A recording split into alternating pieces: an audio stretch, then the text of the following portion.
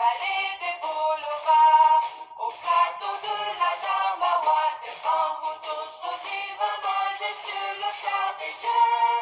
Et toute cette terre qui gronde, son espérance profonde, c'est le souffle de la renaissance du Cameroun. Bonjour, bon samedi et bienvenue au chapitre 2 donc de la trilogie de ce week-end, de cette fin de semaine que j'ai proposé en accès libre pour tout le monde. Je rappelle un peu pour ceux qui ne savent pas de quoi il s'agit. Il s'agit de ma réponse de l'alternative que j'ai trouvée à la formation que le MRC propose, parce que justement le MRC a décidé, l'académie du MRC, le mouvement pour la renaissance du Cameroun a décidé de proposer une série de formations sur le militantisme politique et ses enjeux pour ceux que ça intéresse, qu'ils soient du parti ou non. Et justement, à travers les plateformes Zoom, il y a ces formations-là qui sont offertes, mais elles ne concernent que ceux qui possèdent une carte de membre.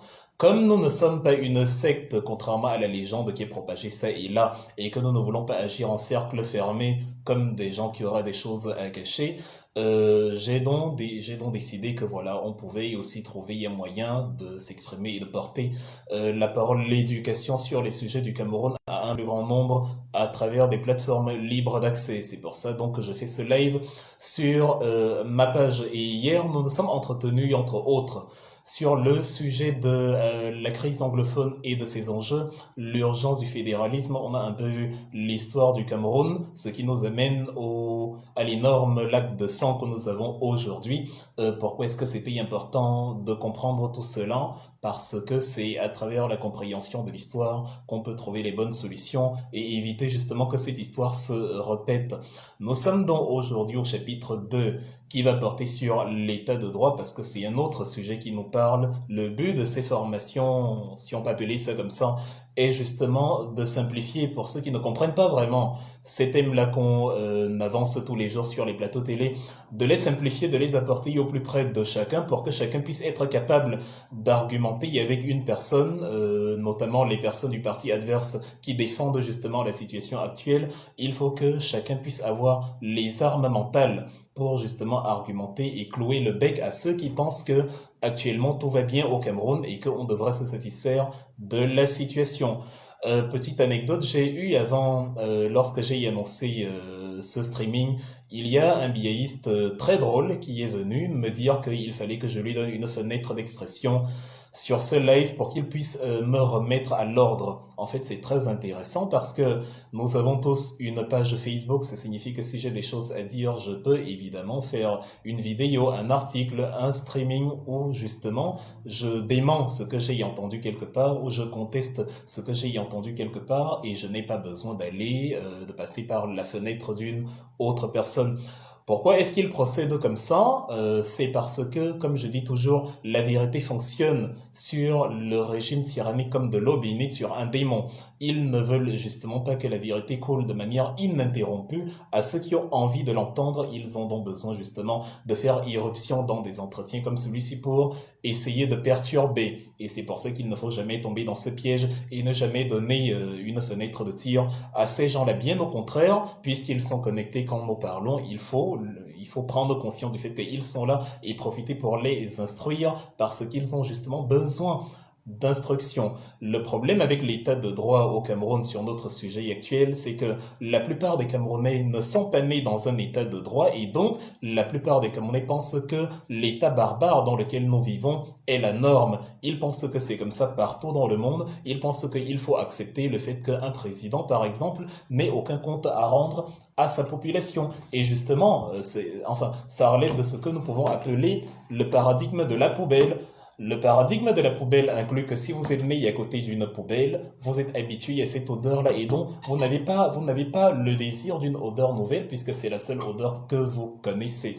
L'un des grands théoriciens de la servitude volontaire, un Français qu'on appelait Étienne de la Boétie du XVIe siècle, a justement dit « On ne regrette pas ce qu'on n'a jamais eu ». Et puisque les Camerounais, en tout cas, aussi bien nous, notre génération, que ceux qui défendent aujourd'hui le biaïsme sont nés dans ce paradigme et n'ont pas connu autre chose, évidemment, ils défendent le paradigme qu'ils connaissent vu qu'ils n'ont pas ils n'ont pas connu ce qui est mieux. Et c'est pour ça que la nécessité d'éducation, justement, de ces biaïstes-là, elle est très importante puisqu'ils sont pour la plupart inconscients du marasme qu'ils sont en train de vivre. Alors, qu'est-ce que l'état de droit? C'est simple. L'état de droit, c'est un système où l'État lui-même est soumis à la loi qu'il s'est donnée. Et cette loi-là est justement fait valeur de droit. Ça inclut les textes juridiques pour les tribunaux, la loi du quotidien, le code civil, en tout cas tout ce qui régit le vivre ensemble entre les citoyens, tout ce qui régule la vie sociale. Et l'État, comme le citoyen, est obligé de se plier à ces lois-là. On ne doit pas se retrouver dans un système où quelqu'un, parce qu'il gouverne, décide que c'est lui la seule vérité. Il peut donc, selon ses humeurs, choisir une personne au hasard dans la rue qu'il décide d'assassiner et il dit, c'est moi le monarque, c'est moi le chef de l'État, donc je peux tuer qui je veux, j'ai droit de vie ou de mort sur les citoyens. Dans ce registre-là, ce n'est plus l'État de droit, c'est une dictature, c'est un état bestial, c'est le retour à la savane, encore que même dans la savane, les animaux se tuent mutuellement exclusivement pour des besoins alimentaires, pour se nourrir. Un animal ne va pas tuer un autre par plaisir parce qu'il voulait simplement jouir du fait qu'il est, je sais pas, le roi de la savane.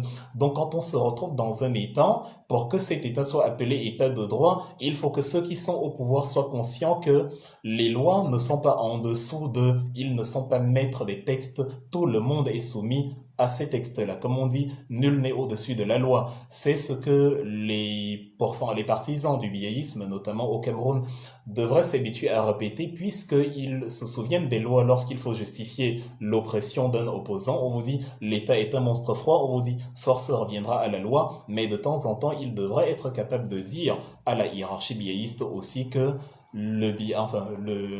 Paul Biya, en tant que président pour eux, en tant que roi, si vous voulez, même en tant que demi-dieu, n'est pas au-dessus des textes que le Cameroun s'est fixé. Le Cameroun existe avant son chef d'État, le Cameroun existe pendant son chef d'État et le Cameroun existera après son chef d'État. Il y a donc quelque chose au-dessus de la personne qui est au pouvoir actuellement, vu que cette personne n'est pas le pouvoir, cette personne incarne simplement le pouvoir. Le président de la République, ce n'est pas Paul Biya, quand bien même il aurait été élu légalement.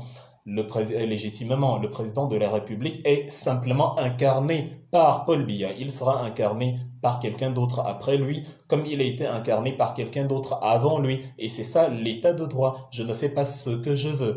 Or, au Cameroun, on assiste à une grande différence entre ce qui est dit dans le texte, dans le papier, et ce qui est vécu dans la réalité. Le Cameroun est dans un état de droit de jure, donc de droit, de papier sur les textes, mais un état savanier dans les faits, parce que justement l'autorité administrative s'est substituée au droit. L'autorité administrative ne comprend plus que les textes, elle a l'obligation de respecter les textes autant que les citoyens qu'elle oblige à respecter justement ces textes-là. Nous sommes dans un état justement donc qui s'est couvert d'une parure de droit, d'une parure de texte. On a les meilleurs textes certainement d'Afrique francophone, mais qui souffrent dans leur application. Le problème au Cameroun, ce ne sont donc pas les textes, le problème ce sont les hommes, et c'est la problématique qu'on avait dans les discussions sur les droits politiques, les droits de manifestation qui avaient été réprimés depuis 2010, fin 2018, 2019, 2020, où pour justifier le traitement qu'on infligeait aux manifestants, les biaïstes venaient et vous disaient que voilà, la loi du Cameroun dit que le Cameroun est un état de droit et justement on doit respecter la loi. Le problème, c'était que lorsqu'on entrait dans cette loi-là et qu'on voyait les textes dans les détails, ce n'est pas ce qui était vu sur le terrain. La déclaration de manifester n'était pas délivrée dans la configuration prévue par les textes. L'examen de la pertinence d'une marche,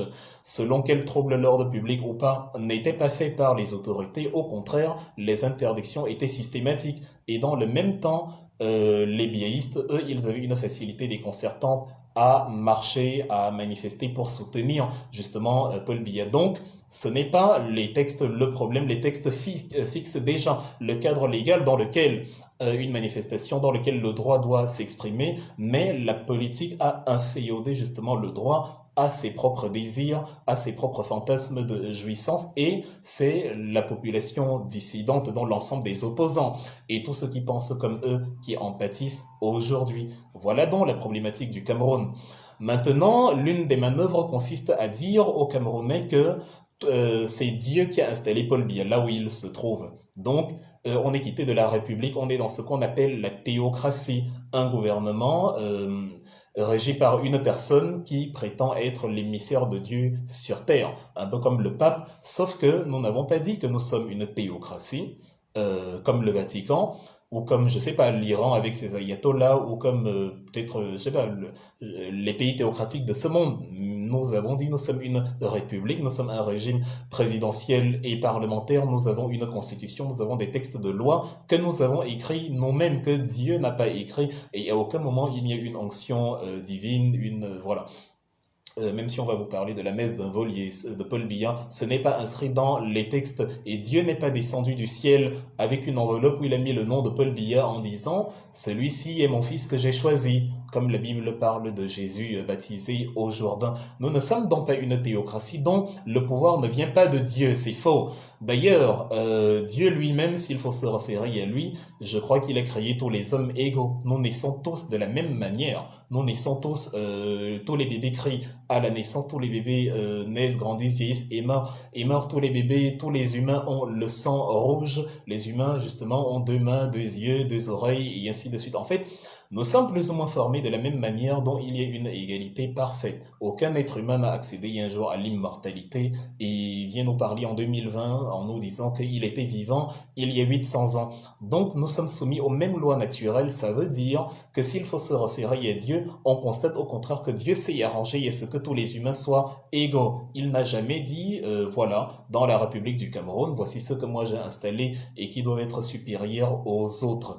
Les humains sont donc ceux même qui ont décidé de se soumettre à quelqu'un. La servitude envers une personne découle de la volonté de ces personnes d'obéir à leur chef, justement. On dit un roi n'est rien sans sujet. Si vous êtes 10 dans la pièce et qu'on demande qui est le chef, c'est simplement parce que les autres ont accepté que l'un d'eux devienne le chef qu'il pourra dire c'est moi le chef. S'il dit c'est moi le chef et qu'il est tout seul et que les autres disent on ne va pas t'obéir, il n'est chef de rien. Donc au Cameroun, ce n'est pas Dieu qui a décidé que Paul Biya est là, c'est des gens qui justement se sont arrangés à accepter que Paul Biya leur donne des ordres. Dans les sociétés africaines profondes qu'on qualifiait de primitives ou que sais-je encore, alors qu'elles avaient compris le fonctionnement d'une société, il n'y a pas de supériorité hiérarchique, il y a juste une organisation sociale. Vous allez chez les Pygmées, vous allez chez les Maasai, vous allez dans les tribus profondes de l'Afrique qui n'ont pas été altérées par la colonisation, vous allez voir une distribution des rôles, c'est comme ça qu'on peut appeler ça. Il n'y a pas de chef de famille, il y a une distribution des rôles, il y a une complémentarité dans la cohabitation. Les hommes font certaines choses, les femmes font d'autres choses, les enfants font d'autres choses, et certaines choses sont faites en commun par les hommes, les femmes et les enfants. Et comme ça, tout le monde se complète, le puzzle est parfait et la société fonctionne. Donc on peut tout autant organiser une société comme ces sociétés-là.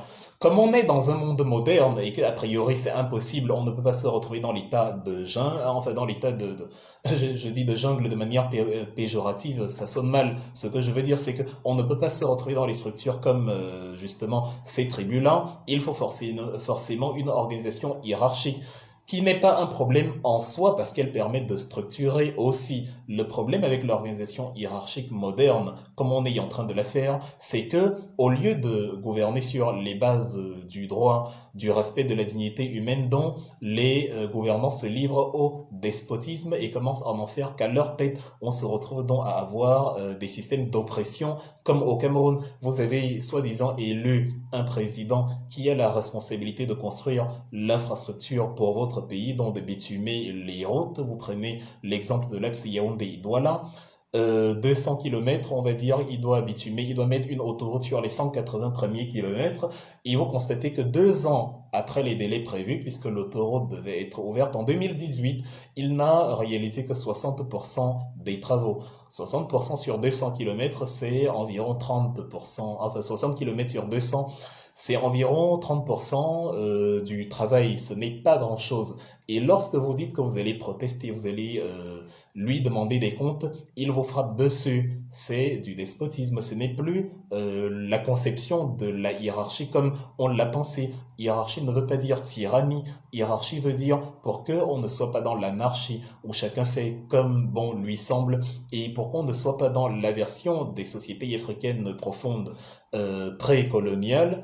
Nous avons organisé une hiérarchie, mais la hiérarchie suppose un respect mutuel. Ce n'est pas parce que tu es hiérarchiquement haut placé que tu n'as pas le même devoir de respect envers moi que moi envers toi. Bien au contraire, intrinsèquement, nous nous valons. Administrativement, tu es au-dessus, mais en tant qu'être humain, nous nous valons. Le Cameroun pêche dans le fait qu'il ne respecte pas le droit de l'autre, dans le fait qu'on a utilisé toutes les manœuvres pour discriminer les gens.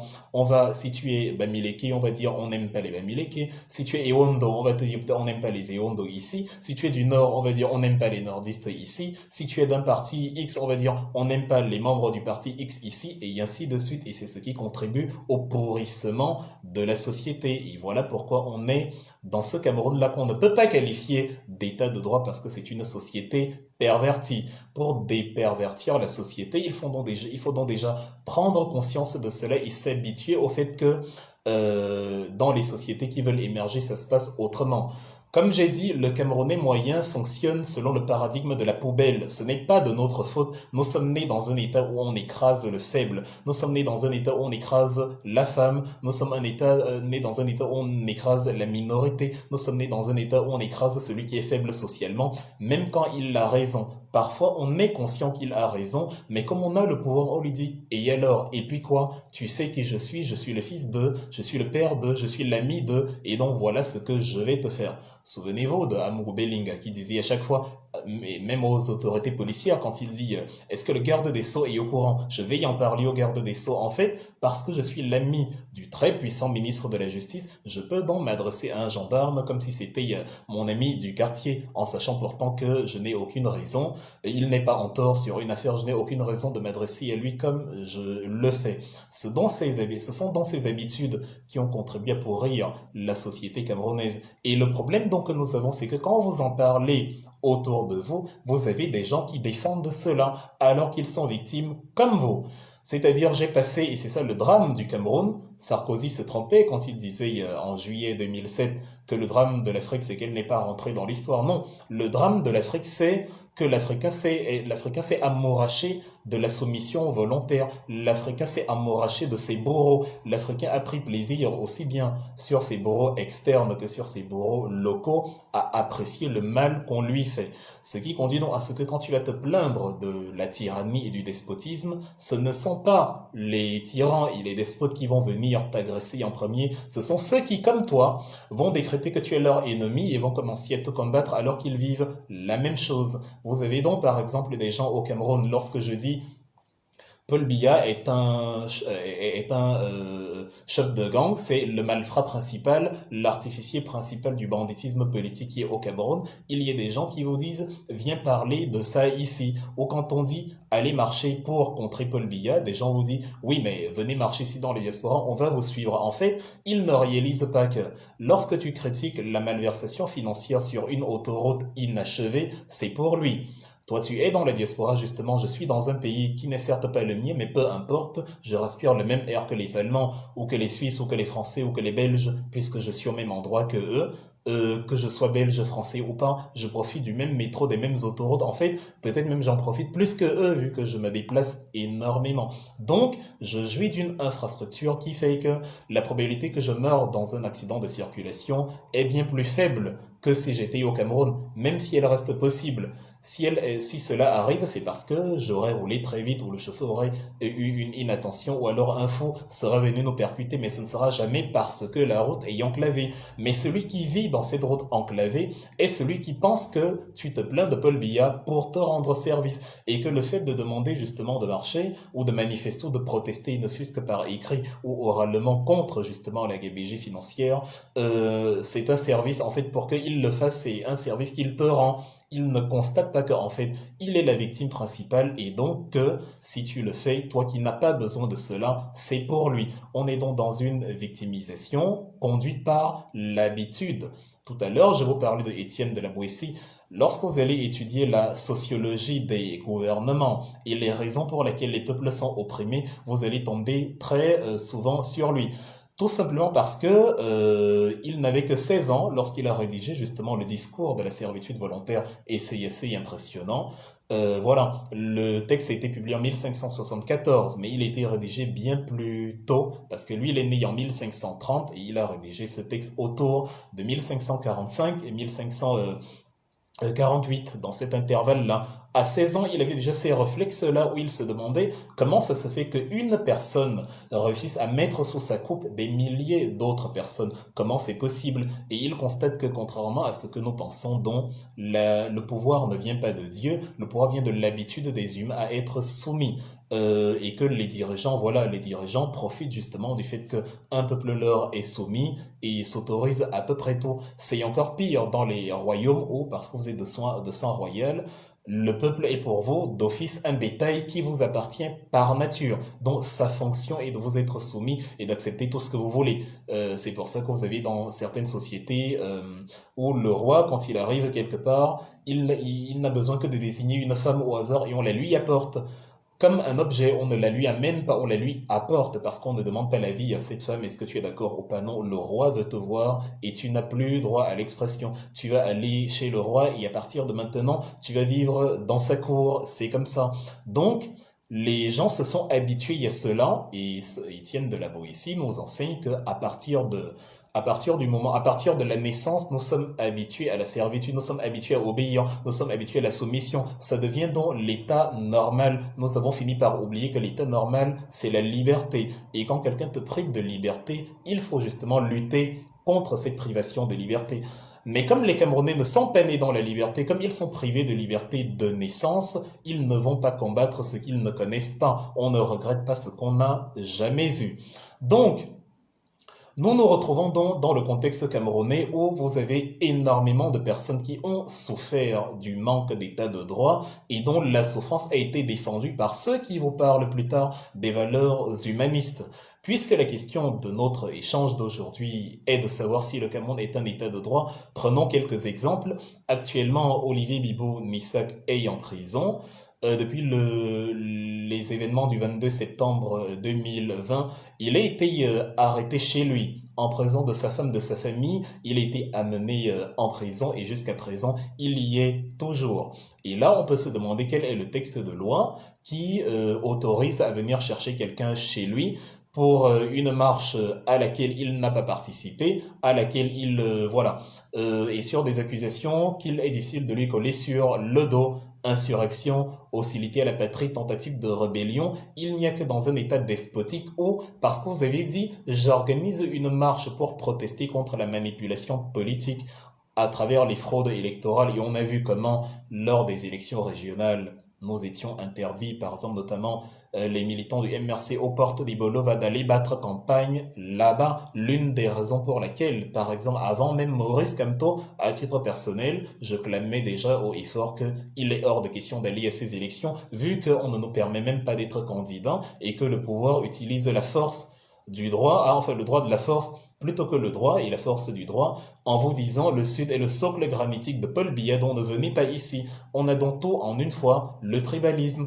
la méchanceté, la brutalité, le tout couvert par les forces policières. Et quand on dit on ne veut pas cela et quand on exerce son droit d'inviter les Camerounais à ne pas y participer, on vous dit vous tentez de déstabiliser le Cameroun, vous essayez de mener une insurrection. Pourtant, vous n'avez fait que appeler à une marche avec des mots d'ordre précis. Et encore, Olivier Bibo-Nissak n'était pas au devant d'une marche pour dire venez, suivez-moi. Il a été arrêté avant la dite marche chez lui à la maison et sans avoir fait une vidéo ou une sortie où vous disiez venez marcher tel ou tel jour. Donc, quand on se retrouve dans ce genre de traitement, même si vous étiez fautif, parce que la discussion au Cameroun, il y a deux échelles. Il s'agit d'une part de déterminer si la personne est fautive ou pas de ce dont on lui accuse. Maintenant, d'autre part, même si la personne est fautive, il s'agit de déterminer si le traitement qu'on lui inflige est conforme à ce que les textes disent. Est-ce que cela est conforme au texte? Vous avez Sébastien Ebala, le 16 avril 2020, il a fait une vidéo où il disait venez à la poste centrale justement manifester notre hostilité à Paul Biya et justement installer celui qui pour vous a la légitimité d'être au pouvoir. Vous voyez bien que ce n'est pas à Etoudi qu'il essayait d'amener quelqu'un, c'est à la poste centrale. Même si vous rassemblez à la poste centrale, il faudra bien aller à Etoudi. Et encore, quoi qu'on dise, il n'a pas une personnalité portante de manière à ce qu'on croit que des milliers de foules vont s'assembler autour de lui. Donc de toute façon, on savait qu'avec ou sans répression, il n'y aurait pas grand monde à la poste centrale. C'était un acte citoyen d'un Camerounais qui manifestait son droit de ne pas aimer Paul Biya, qui manifestait son opinion que Paul Biya a triché les élections et qu'il y ait une autre personne qui justement mérite d'être là pour lui. Les Français tous les jours vont dans la rue en disant Macron démission. Les Allemands ces derniers jours ont désavoué Merkel et ils disent que voilà, avec tous les scandales qu'il y a autour de la CDU, le parti de Merkel, même si elle fut une grande chancelière sur les 15 dernières années, voilà, le final n'est pas très bon parce que les choses qui se passent notamment sur des affaires de corruption, les masques du Covid et tout, ça a entaché énormément le parti. Il y en a donc qui, comme à l'époque de Helmut Kohl, disait déjà vers la fin de son mandat, de son énième mandat, parce qu'il aura passé une vingtaine d'années au pouvoir, que nous ne voulons plus envoyer quelqu'un d'autre. Et c'est ce qui a amené des hommes comme Gerhard Schröder à remplacer Helmut Kohl à la chancellerie allemande en 98. Au Cameroun, c'est impossible. Vous ne pouvez pas aller dans la rue et dire je suis contre Paul Biya, je veux voir quelqu'un d'autre. Vous êtes arrêté, à supposer même, comme j'ai dit, s'il y a deux échelles, à supposer même qu'ils avaient donc raison de l'arrêter pour, je ne sais pas, insurrection, déstabilisation. Est-ce que les 150 coups de machette qu'il a reçus sous les jambes sont conformes à la Constitution? Est-ce qu'il y a un texte au Cameroun qui dit que tu dois recevoir, parce que tu as demandé à manifester à la poste centrale, 150 coups de machette dans les cellules de la sécurité militaire de la C1000 sur ordre du colonel Émile Bankoui? Est-ce que tu dois recevoir 150 coups de fouet, de machette sous les jambes et avec des policiers qui te disent d'avouer que c'est Maurice Kamto qui t'a envoyé à la poste centrale. Donc on veut te contraindre à un aveu qui n'est pas le tien en utilisant la violence. Or, on voit bien que Sébastien Ebala n'a pas plié malgré les traitements parce que ce n'est pas Maurice Kamto qui l'a envoyé, parce qu'il jouit de son libre arbitre, parce qu'il fait ce qu'il veut, parce qu'il est libre de ses pensées. Même moi, en tant que conseiller de Maurice Kamto, je m'autorise mes avis personnels. Je ne suis pas obligé d'être d'accord avec Maurice Kamto. Surtout, l'essence d'un conseiller, c'est justement de dire à son boss, à ce niveau-ci, je pense que c'est ce qu'il faudrait faire. La raison pour laquelle nous suivons un leader, c'est parce que dans l'ensemble, son programme nous parle. Ce n'est pas parce que nous pensons exactement la même chose comme des copies, sinon ça ne sert à rien d'avoir des conseillers, vu qu'ils pensent exactement comme toi. Tu peux donc agir tout seul sans avoir à les consulter.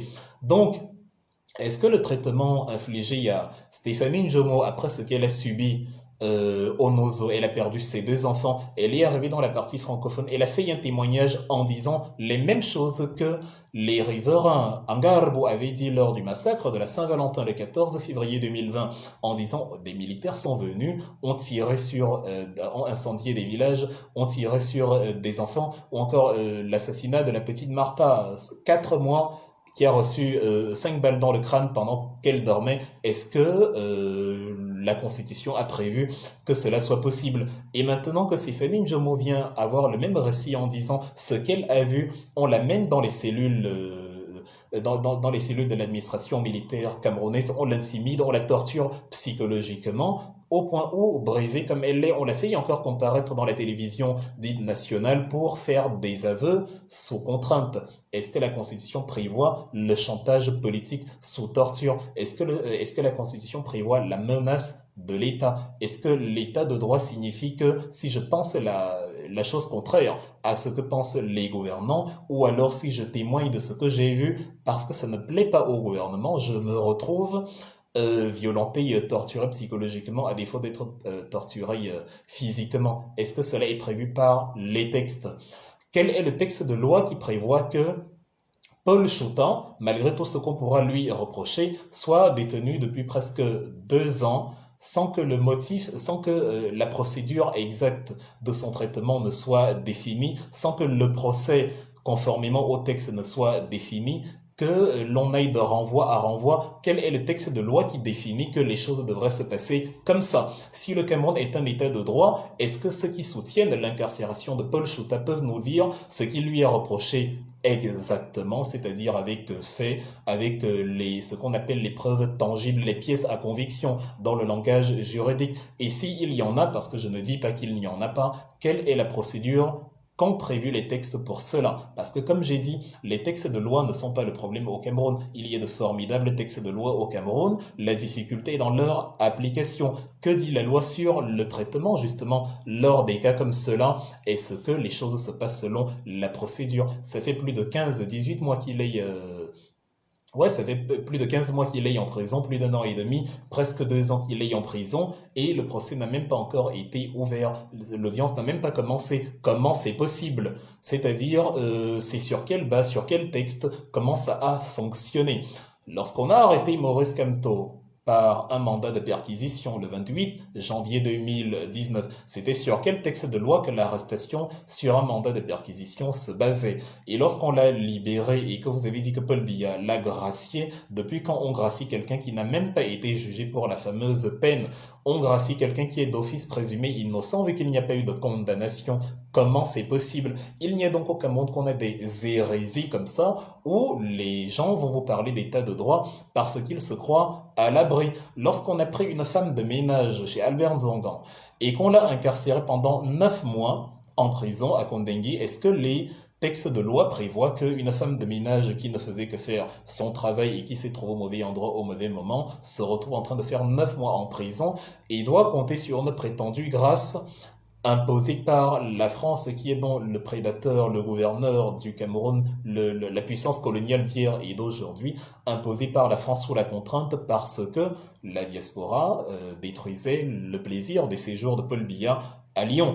Est-ce que l'état de droit fonctionne comme ça? Donc, lorsque vous avez tous ces éléments-là, vous commencez à réfléchir et à vous dire, effectivement, il y a une version du Cameroun qui existe dans les textes, et une version du Cameroun qui, lorsque vous transposez dans la vie réelle, ne concorde pas du tout à ce que nous voyons. Et pour ceux qui se croient à l'abri, parce que c'est justement le propre des biéistes parmi ceux qui m'écoutent ou qui écoutent l'opposition de manière générale, il y a des gens qui disent c'est bien fait pour vous parce qu'ils pensent que ça ne leur arrivera jamais. Ils ne savent pas que leurs cousins, leurs pères, leurs parents, leurs fils ne sont pas obligés d'avoir les mêmes convictions politiques que eux et dont leurs pères, leurs cousins, leurs fils peuvent se retrouver demain dans les cellules du biéisme. Mon père était député RDPC jusqu'à très récemment. Il ne m'est jamais venu à l'esprit de soutenir les idéaux du RDPC parce que je ne suis pas né pour penser comme mon géniteur. Je n'en ai rien à faire. Il a ses opinions politiques, j'ai les miennes. Et si j'estime qu'il soutient un gang de malfrats, je ne me plierai jamais à soutenir un gang de malfrats. C'est totalement contraire à mes principes. Donc, ceux qui pensent qu'ils sont à l'abri devraient donc observer la jurisprudence. Joseph-Marie Mbotozé, par exemple, qui est un biéiste très convaincu et qui, pour soutenir le biéisme, vous disait que il n'y a pas de guerre au Nozo, que le Nozo est en paix, que cette région est formidable, à la suite d'un quiproquo qu'il a eu, administratif qu'il a eu avec son supérieur Mekulu Mvondo à la CNPS, il s'est retrouvé affecté dans les régions anglophones. Et on voit qu'il est encore avec vous en région francophone. Pourquoi? Parce qu'il a constaté que, non, en fait, ce qui se passe là-bas, c'est pas comme à Yaoundé. Là-bas, on ne va pas draguer, boire, s'amuser et dormir paisiblement comme à Yaoundé. Évidemment, il y a des troubles là-bas. Il s'était embrouillé avec des constructions linguistiques pour vous dire non, c'est pas la guerre, c'est ceci. Du moment où les gens perdent la vie quelque part, du moment où on égorge des élèves, on égorge des enseignantes, on incendie des villages, on tire sur des bébés, vous êtes en état de guerre. Allez dire à ceux qui vivent là-bas que la région est en paix. Allez dire à Tanganji de retourner dans son village. Allez allez dire à ni John Frondi de rentrer s'y réinstaller, allez dire à tous ces gens-là pour qui tout va bien dans le meilleur des mondes, d'aller là-bas sans protection militaire. Dites à Betty Yassomo de ne pas se faire entourer de 50 soldats du BIR lorsqu'il se rend dans ces zones. Allez dire au maire, à la femme du maire de Boyan, de ne pas défiler avec un gilet pare-balles. Donc, comment fonctionne dans l'état de droit version Cameroun? C'est que même quand vous êtes du régime, lorsque vous opposez à la hiérarchie, arbitrairement, on décide de vous sanctionner et on vous envoie là-bas. Plus récemment, c'est exactement ce qui est arrivé à Pascal Charlemagne Masanga Nyamding qui estimait qu'il y a des pratiques pas très catholiques à l'intérieur de ce régime. D'ailleurs, une vérité ouverte, nous le savons très bien. Le meilleur ami de Masanga Nyamding, Charles Tebe Yene, avait écrit il y a une quinzaine d'années un livre intitulé Le Cameroun sous la dictature des sectes, des loges et des réseaux mafieux, où justement il mettait en exergue le fameux paradigme du magico-anal qui devient la porte d'entrée pour intégrer ce gouvernement. Personnellement, je me fiche pas mal des homosexuels. Faites ce que vous voulez dans vos chambres, ça ne me dérange pas. D'ailleurs, nous sommes dans des pays européens où on est obligé de voir des homosexuels tous les jours. Et quand tu es en France, en Allemagne, en Belgique, tu ne peux pas venir et sur la place publique dire que nous, on n'aime pas les PD, ou au Cameroun, nous, on ne tolère pas l'homosexualité. On va te traiter d'homophobe et on va intenter un procès contre toi. Donc, quel que soit ce que tu penses des homosexuels, ici en Europe, c'est sous le paradigme de la liberté de chacun, la liberté entre adultes consentants, même si on peut débattre de ça sur une autre dans une autre forme, sur un plateau télé ou dans un cadre social. Mais en tout cas, nous on est habitués à cela, ce qui fait qu'intrinsèquement, l'homosexualité, ça ne nous dérange pas tant que ça. Les gens font ce qu'ils veulent, c'est leur chambre, c'est leurs appareils génitaux. Maintenant, la problématique au Cameroun, c'est que vous avez créé une homosexualité politique, c'est-à-dire qui devient un acte d'humiliation envers un autre, avec un autre moi, avec son vis-à-vis, pour dire, à partir de maintenant, vu que tu as besoin d'une nomination, tu as besoin d'une consécration à tel poste, voici ce par quoi tu dois passer pour y arriver. Nous sommes un cercle d'individus bizarres et totalement dépourvus de rationalité et nous pratiquons ces choses peu orthodoxes pour justement maintenir notre cercle. Si tu veux faire partie de ce cercle-là, fais la même chose. Charles Tebe mettait cela en avant avec les crimes rituels et les assassinats, d'ailleurs qu'on a vu certains de nos propres yeux en août 2006 après y avoir été violé, je ne sais pas si c'était consentant ou pas. En tout cas, après avoir été sodomisé, il a été jeté de l'étage du Hilton Hotel Njumo Pokam, un jeune Camerounais de 30 ans qui est entré et qui, quelques temps plus tard, a été retrouvé mort sur l'asphalte parce qu'il était défenestré, jeté par la fenêtre. Donc on vous prend, on abuse de vous, on vous jette parce que justement il y a un sens ésotérique à tout ça puisque ce sont des paradigmes de puissance. Charles Tébin mettait donc cela en exergue et c'était le meilleur ami de Pascal Charlemagne. Et Pascal Charlemagne revient donc sur ces éléments en disant de toute façon il y a des réseaux à l'intérieur de ce régime, des réseaux pas très orthodoxes qui font que sur sa propre personne, il ne peut pas accéder à une certaine élévation parce qu'il doit se plier à certaines choses. Et tant qu'il y a certains individus, notamment Ferdinand Ngongo, qui est le véritable président de la République du Cameroun actuellement, il ne peut pas aller plus loin. Qu'est-ce que l'état de droit version Cameroun a fait? On l'a justement déjà délogé, enfin démis de ses fonctions à l'IRIC avant de l'affecter dans une région qui, pour ce régime, est une région de punition. C'est-à-dire des gens qui vous disent qu'il fait bien vivre au Cameroun et que tout va bien. D'ailleurs, Masanga Nyamding le disait et il l'a appris à ses dépens. Des gens qui vous disent il fait bon vivre au Cameroun sont eux-mêmes conscients qu'ils ont enclavé certaines régions plus que d'autres. Ils sont conscients que bon, il n'y a pas d'autoroute en Gaoundéré. Ils sont conscients qu'il n'y a pas, je sais pas, il n'y a pas le Katios, il n'y a pas Equinox TV. Il n'y a pas, la rue de la Joie, la Dolce Vita ou le glacier moderne à Garoua. Donc on vous envoie là-bas parce qu'on dit, bon, de toute façon, c'est moins développé que Yaoundé et Douala, donc tu vas aller là-bas, ça va t'apprendre à parler contre le régime ou contre ta mamelle nourricière. Bon, l'état de droit ne permet pas, c'est un état de droit, mais on ne vous permet pas de vous exprimer. Et ceux mêmes qui ont défendu ce régime, à un moment donné, en pensant qu'il serait à l'abri, se retrouvent donc victimes de cela. Pourquoi? Parce que justement la dictature, comme le disait Valsero, n'a pas d'enfants, elle mange ses enfants. Vous connaissez la grande maxime qui dit que lorsqu'ils sont venus arrêter les Juifs Je n'ai pas réagi parce que je n'étais pas juif lorsqu'ils sont venus arrêter les communistes. Je n'ai pas réagi parce que je n'étais pas communiste. Lorsqu'ils sont venus m'arrêter, bah, il n'y avait plus personne pour me soutenir. Parce que c'est exactement ça. À chaque fois, on pense que cela n'arrivera qu'aux autres jusqu'à ce que cela nous arrive à nous-mêmes. Donc, la jurisprudence Masanga Nyamzing, Joseph René Mbotose et autres, ça parle à ceux qui pensent que actuellement l'état de droit qui mate Sébastien Ebala, qui mate Paul Chota, qui mate Olivier Bibonissac, qui mate Alain Foguet ne se déversera pas sur eux. C'est un rêve pieux. Un jour, ce que vous pensez être impossible finira par être possible sur vous. Il y a un sociologue français, d'ailleurs n'est pas, enfin, il est contemporain. Il a certes 98 ans, mais il est quand même encore vivant. Il est né en 1922. Il s'appelle Marcel Conche et il dit la tyrannie fonctionne sur une, enfin, le tyran, pour fonctionner, le tyran s'appuie sur une cascade de tyranneux. Ils sont tyrannisés, certes, mais ils tyrannisent à leur tour. Fin de citation. C'est-à-dire, il y a un despote qui s'entoure de quelques sujets.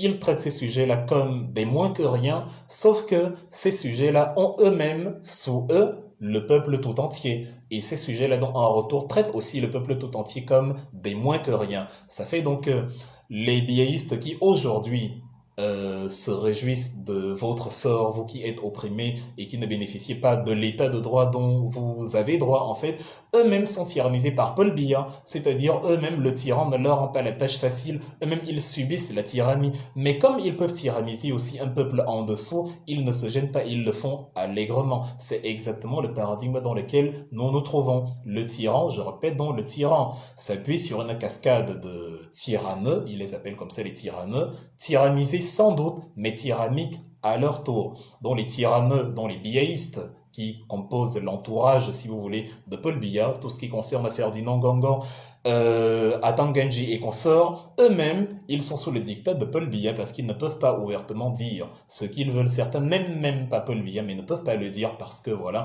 ils vont en pâtir. En attendant, ils tyrannisent le peuple que vous êtes. Et voilà l'état de droit version Cameroun. C'est la situation dans laquelle nous nous trouvons. Vous rejoignez donc ce que Martin Luther King nous enseignait quand il dit ce qui est triste, ce qui est tragique, ce n'est pas la méchanceté des hommes cruels, c'est l'indifférence des bons. C'est-à-dire, les méchants ne sont pas le problème, c'est le silence de ceux qui veulent la justice, qui créent encore la perpétuation de l'injustice. Ça signifie que je sais que les femmes sont agressées, les étudiants sont violés, les enfants sont martyrisés. Je sais qu'on oblige les gens à intégrer le RDPC. Je sais qu'on a pris Stéphane Sow parce qu'on le soupçonnait de participer à la marche. On est allé l'amener, son chef est allé l'amener à la police à Douala en disant, lui, il participait à la marche du MRC. On l'a arrêté, on l'a incarcéré et il n'a pas pu assister à la naissance de son enfant alors qu'il avait le droit d'exprimer ses opinions politiques. Maintenant, quand je suis conscient de cela et que je me tais et que je ne fais rien, alors en fait, je contribue à perpétuer la situation qui prévaut au Cameroun. L'indifférence dont des gens bons fait que le problème du Cameroun n'est pas résolu. Nous sommes plus nombreux que ceux qui nous tyrannisent, mais ils continuent de nous tyranniser parce que nous acceptons la tyrannie. J'ai ouvert une petite parenthèse sur les fameux crimes rituels ou sur l'homosexualité politique que nous rencontrons au Cameroun.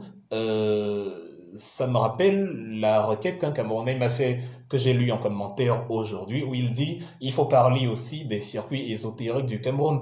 Et je lui réponds, moi je suis un politologue et un membre d'un parti politique qui s'occupe principalement des sujets politiques, économiques, relations internationales. Si tu veux maintenant, pour l'occultisme et tout ce qui concerne l'ésotérisme, tu peux le faire toi aussi. Je ne peux pas être partout à la fois. Ne rêvez pas qu'il y ait un messie qui fait tout pour vous. Et c'est justement ce dans quoi on est au Cameroun actuellement. Ça veut dire que vous avez des gens qui vous écoutent comme si vous étiez une chaîne de télévision. Ils disent, ah tiens, je serai connecté, ah tiens, je vais écouter, ah tiens, je serai là. Non, la problématique pour nous n'est pas de chercher à avoir 50 000 personnes connectées tout le temps. Vous avez remarqué que je ne fais pas beaucoup de live ces derniers mois, je n'en fais presque pas. Même les vidéos sont rares, j'écris beaucoup et mes textes sont longs.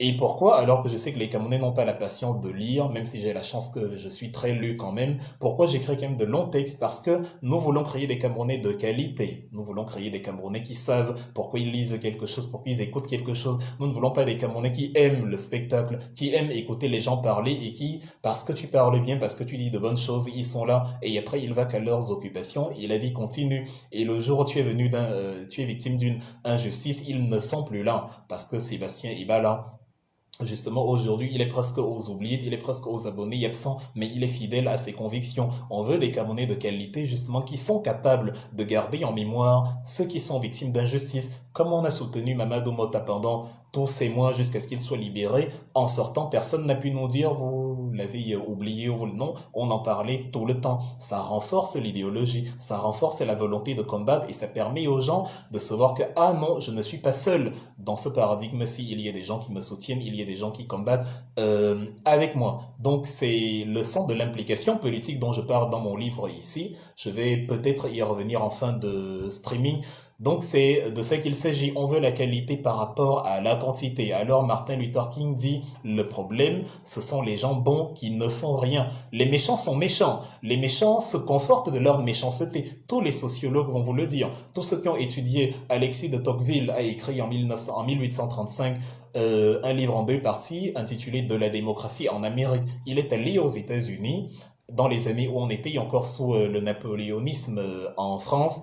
Il est allé là-bas et justement il a vu comment ça fonctionnait avec une délégation des pouvoirs au peuple, plus ou moins, même si à l'époque il y avait encore l'esclavage et tout, mais en tout cas sous le paradigme blanc, lui il a vu que les États-Unis laissent la parole aux citoyens et que c'est très bien, il n'y a pas une tyrannie qui justement s'octroie le droit de vie et de mort sur tous les individus.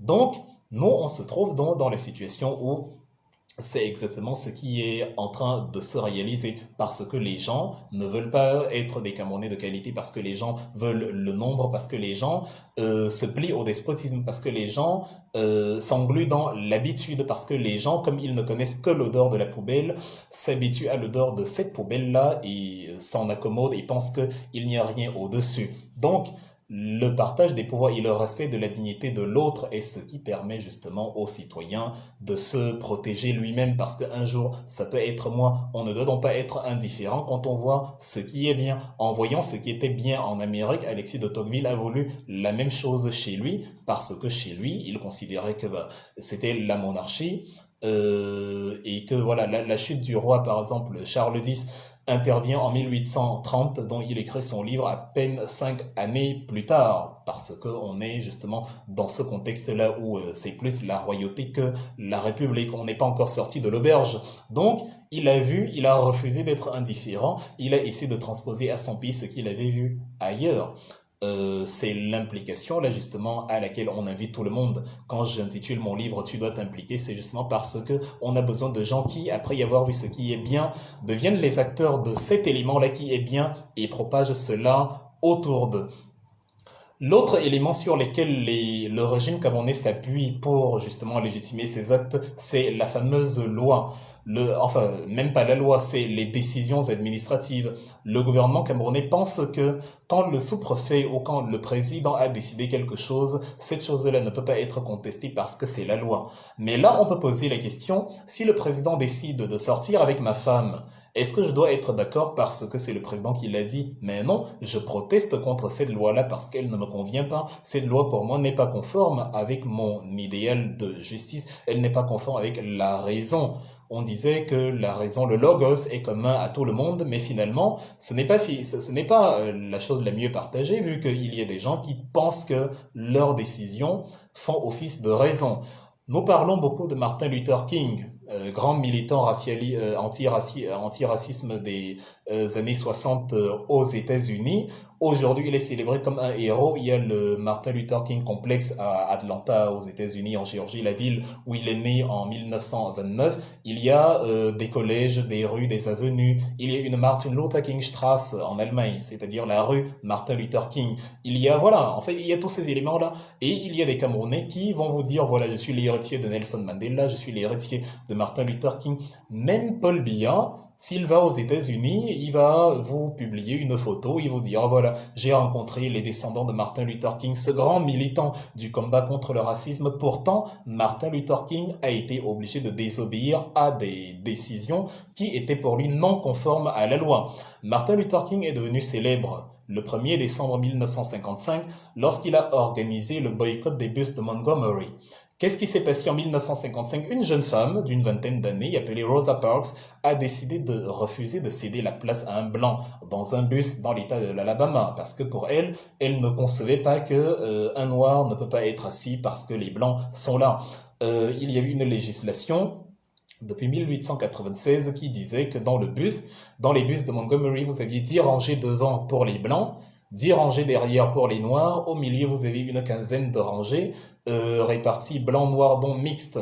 Mais s'il y avait plus de blancs encore debout, les noirs étaient obligés de reculer et de se tenir debout pour que les blancs puissent s'asseoir sur cette rangée intermédiaire-là. Rosa Parks n'était pas du tout d'accord avec cela, elle a donc protesté, elle a été arrêtée par les autorités pour avoir violé la loi. C'était une loi instaurée par la Cour suprême en 1896. C'est l'administration américaine qui avait décidé que c'est illégal de rester assis quand un blanc est debout. Aujourd'hui, on prend les bus, on insulte même les blancs, on dit hey, bouge-toi là, j'étais là avant. Mais avant, c'était impossible. Aujourd'hui, ça nous semble normal, ça nous semble anodin. Or, avant, il fallait y entendre. On était obligé nos oreilles étaient obligées d'entendre que non, la loi dit que, et c'est exactement comme ça qu'on fonctionne au Cameroun. Un sous-préfet décide parce qu'il ne vous aime pas, parce que vous êtes Bamileke, parce que vous êtes du MRC, parce qu'il ne veut pas déplaire à sa hiérarchie, parce qu'il a peur d'une sanction. Il dit, votre marche, même quand vous organisez un mariage, c'est un trouble à l'ordre public. Pendant qu'ils organisent des soirées dansantes, on a vu Majoaï avec Jacques Famdongo et Joseph Owoné il y a quelques jours, et l'effigie de Paul Biya absolument partout en pleine période de Covid, mais on va nous expliquer que Olivier Bibounissa qui organise son mariage est en train d'enfreindre la loi. Est-ce que c'est la conception de l'état de droit que vous avez dans votre esprit? Or, c'est ce que nous avons à faire au Cameroun. Martin Luther King, qu'on célèbre donc aujourd'hui, lui, il avait dit, ces lois-là ne me convainquent pas. Ils ont organisé le boycott le plus long de l'histoire des États-Unis sur plus de 370 jours, du 1er décembre du 5 décembre, quelques jours plus tard, du 5 décembre 1955, donc 4 jours après le premier, après que Rosa Parks ait refusé de céder la place, ils ont organisé un boycott qui part du 5 décembre 1955 au 20 décembre 1956. Il a été arrêté pour déstabilisation, bref, tout ce que vous avez eu au Cameroun.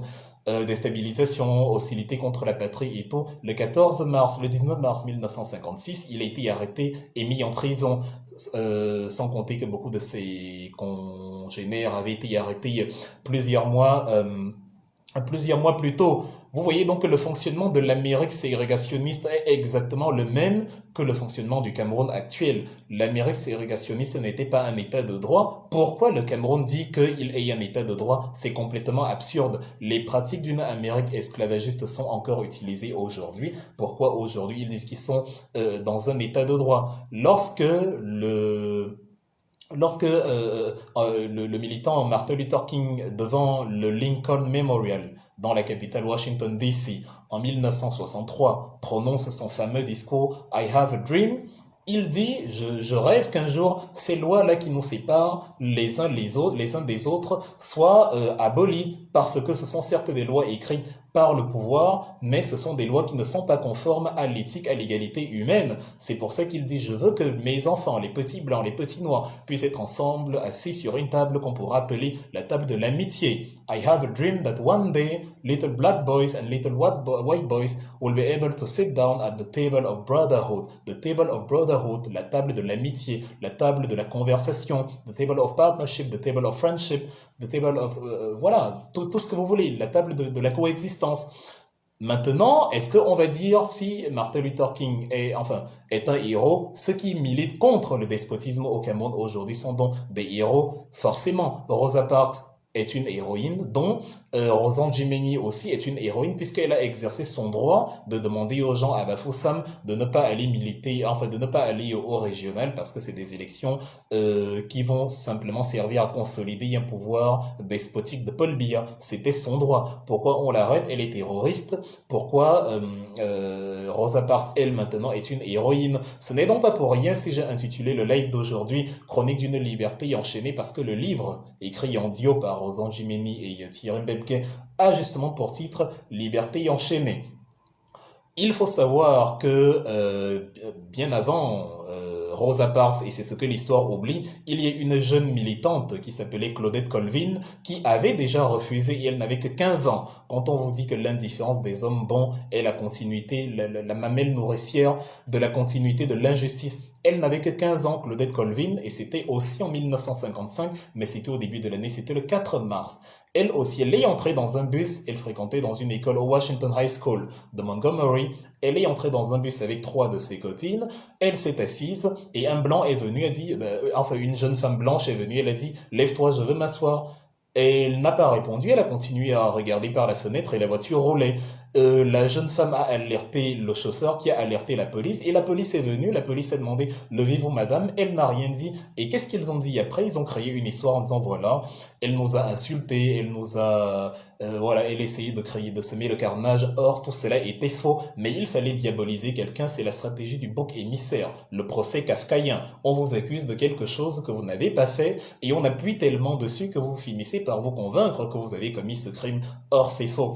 Heureusement, cette jeune femme, parce que c'est l'époque de la grandeur des femmes, quand on demande aux femmes de parler des grandes femmes, vu qu'on a remarqué les femmes sont très fortes pour dénigrer les femmes qui pour elles sont des rebuts de la société, mais on ne les voit pas porter en triomphe ces grandes femmes justement qui ont fait l'histoire. C'est pas pour rien que je m'appuie énormément sur les femmes de Rosanne Jimeni en passant par Rosa Parks jusqu'à cette fameuse Claudette Colvin. On l'arrête donc, cette petite fille de 15 ans, et quand on lui dit, voilà, qu'est-ce que tu enfreins la loi, tu n'as pas honte, elle dit, ben non, je suis en train d'exercer mes droits. On a fait un cours sur la Constitution, et je me suis rendu compte que mes droits étaient bafoués. Et justement, dans son école, le Washington High School of Montgomery, elle a justement eu un cours où elle s'était rendu compte que ben, dans la Constitution, tous les hommes naissent égaux. Elle ne comprend pas pourquoi elle, la noire, ne devrait pas être l'égale des blancs simplement parce qu'elle est noire. Elle refuse cette injustice-là et donc elle s'est retrouvée à avoir les arguments pour défendre le traitement qu'elle subissait. C'est pour ça que je dis, quand on ouvre une trilogie comme celle-ci, une formation de 3 jours où on dit le but sera de donner aux uns et aux autres les arguments qui vont les permettre de répondre à leurs vis-à-vis qui soutiennent bêtement la dictature parce que pour l'instant ils en profitent en oubliant que demain la même dictature va jouer contre eux. Elle a dit je connais mes droits. Elle a étudié le combat des grandes femmes comme Harriet Tubman qui avait justement milité un siècle avant pour les droits des Noirs. Harriet Tubman, c'est une jeune femme née en 1825, enfin vers 1825, parce que c'était une esclave, et à l'époque, les dates n'étaient pas très exactes. En tout cas, elle est morte au début du siècle dernier, en 1915, et c'est une grande femme qui justement aussi a milité pour les droits des Noirs et qui justement a eu tous les problèmes qui vont avec à l'époque où un président, elle est née à l'époque où un président militant esclavagiste du nom de Andrew Johnson, 7e président des États-Unis, était au pouvoir. Andrew Johnson est au pouvoir de 1829 à 1837. Il va faire 2 mandats et lui, il va justement appuyer ces lois ségrégationnistes, ces lois, voilà. D'ailleurs, j'en parle parce que c'est l'homme qui figure, pour ceux qui vivent aux États-Unis, vous saurez de quoi je parle. Andrew Johnson, c'est l'homme qui figure sur le billet de $20. Et je parle de ça pourquoi? Parce qu'en 2016, il y a une discussion qui est venue sur la table où on voulait remplacer Andrew Johnson par Harriet Tubman, qui deviendrait ainsi la toute première femme noire à figurer sur le billet de $20. Cela n'a pas été fait. Pourquoi? Parce que Donald John Trump est arrivé au pouvoir en 2016 et lui, il aime beaucoup le président Johnson. D'ailleurs, il a installé un cadre, un tableau, un énorme tableau de Andrew Johnson dans le bureau ovale, dans la Maison Blanche. Ce n'est qu'il y a quelques semaines, en janvier 2021, après l'accession au pouvoir de Joe Biden, que la question est revenue sur la table et que Joe Biden a rouvert la discussion. Donc il est possible que dans les mois à venir, on ait pour la première fois une femme sur un billet sur la monnaie américaine, une femme noire de surcroît. Donc voilà, c'est ces grandes femmes-là donc qui ont fait l'histoire et qui ont parlé à cette jeune fille Claudette Colvin qui s'est dit bah, ces grandes femmes-là qui ont lutté m'inspirent beaucoup. Moi aussi, je vais me battre pour le droit des minorités, pour le droit des noirs. Et c'est pour ça que je ne peux pas laisser céder la place à un blanc alors que je suis son égal. Ce sont donc des lois injustes, mais que les Blancs ont écrit pour donner l'impression aux Noirs que c'est eux les coupables. On est dans le même registre au Cameroun. La loi vous dit que vous avez le droit de manifester. Tout ce que vous avez à faire, c'est de déclarer à la préfecture que vous êtes en train d'aller manifester. Vous définissez ensemble un itinéraire, un cadre, et vous êtes accompagné par les forces de l'ordre. C'est leur devoir. Ils sont payés par les impôts du citoyen. Voilà l'état de droit. Lors du sommet du G20 à Hambourg, il y a 2 ans, en Allemagne, dans le Nord, on a eu des gens qui sont allés protester contre la tenue de ce sommet parce qu'ils n'aimaient pas les clauses qui étaient fixées, ils n'aimaient pas le dictat de Bruxelles, le dictat international, ils aspirent au souverainisme, ils n'aiment pas la manipulation des Bilderberg. La police avait malgré tout encadré la manifestation. Ce n'est qu'avec les échauffourées et les violences qui ont éclaté après qu'on a arrêté ceux qui sont coupables et qu'on les a jugés conformément à leurs faits. On ne les a pas arrêté nuitamment, conduit dans une destination inconnue, torturé avant de commencer le jugement. Ça n'existe dans aucun état de droit. En allemand, l'état de droit, c'est le Rechtsstaat. Comme on dit en français, l'état de droit, ça veut dire l'état n'existe sous cette forme que parce qu'il y a le droit. Sans le droit, il n'y a pas d'état. Il y a donc un mot en allemand qui n'existe pas en français, c'est Rechtsstaatlichkeit, c'est-à-dire le mot qui dérive de l'expression état de droit. Rechtsstaatlichkeit, ça veut dire le fait d'être un état de droit.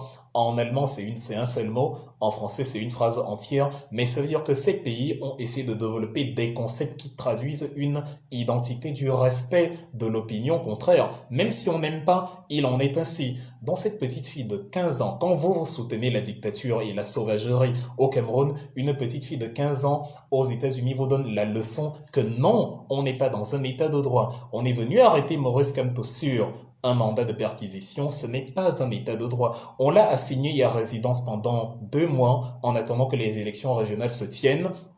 Ce n'est pas un état de droit, ça ne fonctionne pas comme ça. On a arrêté Alain Fogué nuitamment pendant qu'il venait au domicile de Maurice Kamto. On arrête un Camerounais qui se rend chez un autre Camerounais. Et jusqu'à présent, il est en prison. Et pour brouiller l'esprit, on vous dit, nous détenons des éléments, et ils détiennent toujours les éléments. Nous avons les éléments en notre possession qui nous permettent de comprendre que en fait, on vous habille une perversion pour surfer sur votre crédulité. On vous fait croire que c'est pour ça que quelque chose est fait. Or, en fait, c'est juste la justification de la violence.